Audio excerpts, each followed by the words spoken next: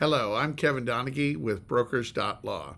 Today, I wanted to speak with you about how do you deal with your employees during the sales process if you're selling your company. And this is a tricky one for a lot of owners because you feel you have a duty to let your employees know what's going on, but you also don't want to have them alarmed. So I'm going to go over a couple of scenarios on how this is usually best handled. First and foremost, you should understand your duty is really to yourself. You have built your company, you have taken the risk, you put the capital, the time, the energy, the sweat and tears into building your company. And if you've decided it's time to sell your company, you want to make sure that you do as well as you can for you and your family. So your first duty is to yourself and to your family. Next, you want to be fair with your employees. The best way to go generally is to keep your employees in the dark for as long as possible, though, because you're not certain that the company will actually sell. You're exploring it, you're meeting with your advisors, and you're trying to figure out whether or not to sell your company.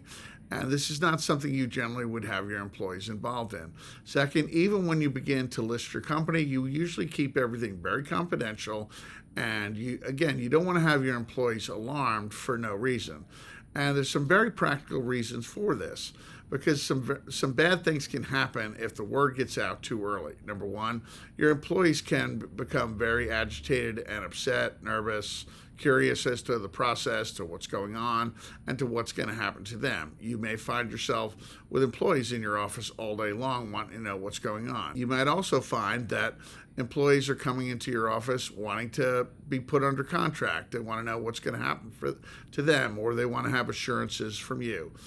You might also have employees that start to look for jobs elsewhere. So you could lose some of the valuable equity you've built up in your staff by them looking for jobs and being distracted from their day-to-day work. If word gets out, you could have competitors that are trying to poach your customers or to sell against you, saying, oh, there's turmoil and there's going to be a turnover at the company. You don't want to be dealing with them. So for lots of reasons, you generally want to keep your employees in the dark, sort of, until it's necessary for them to get involved. When is that time period? When do your key employees learn about a sale or a potential sale? Well, generally it would be after something is under either a letter of intent or more particularly under a contract to sell. During that period, your key employees may very well be meeting with the new purchaser or the potential new owner of the company because they want to get comfortable in who their key employees are, maybe who their vice presidents are, who their directors of sales are, whoever runs manufacturing or shipping, whatever your key components are to your business.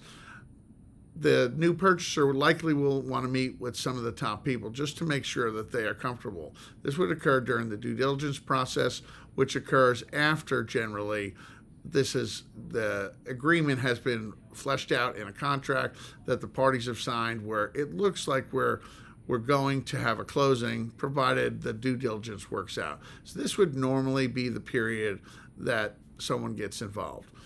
It may be different, however, with regard to your chief financial person, because in preparing for the sale, which is addressed in some of our other videos, in preparing for the sale, you may be relying heavily on your chief financial person, whether that's a controller, an accountant, a CFO. They may need to be involved early on in order to get your books and records straight. So you may be involving that person early on. So you've got to think about how you let them know that, how you see their role going forward, that they're a key person, that there'll be a spot for them, and so forth. So these are just some of the issues that come up in dealing with your employees.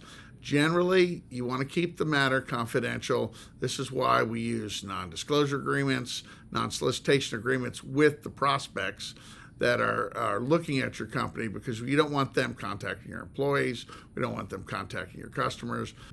You want to keep things quiet, the company moving on as it currently is, continuing to be successful during this process, because your company may not sell. You may realize during the sales process, okay, it's not a great time to sell, or the prices or the multiples for companies such as mine right now aren't that great, or maybe interest rates are high, or other reasons why it's not a great time to sell your company. Generally, for these reasons, you want to keep it quiet as long as possible and then let your employees know when they need to know. Hopefully this has been helpful. You can get much more information on our website at brokers.law, and there's other videos there as well on our YouTube channel. Thanks.